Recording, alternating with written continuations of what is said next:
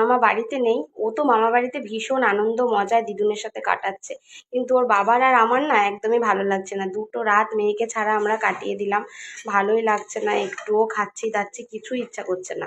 তো দেখো তাড়াতাড়ি করে রান্না করে নিয়েছি। এই যে মাছ ছিল, কালকে কালকে এনেছিল, কালকে কিছুটা রান্না করেছি, আর আজকে করেছি ফুলকপি দিয়ে আলু দিয়ে মাছের ঝোল।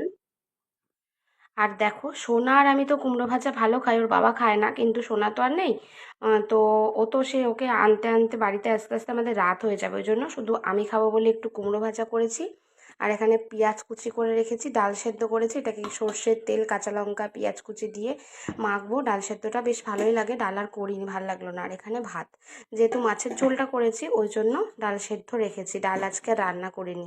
আর কাঁচা আমও নেই, আর গরমে না কাঁচা আম না হলে টক ডাল ছাড়া আমার ভালো লাগে না।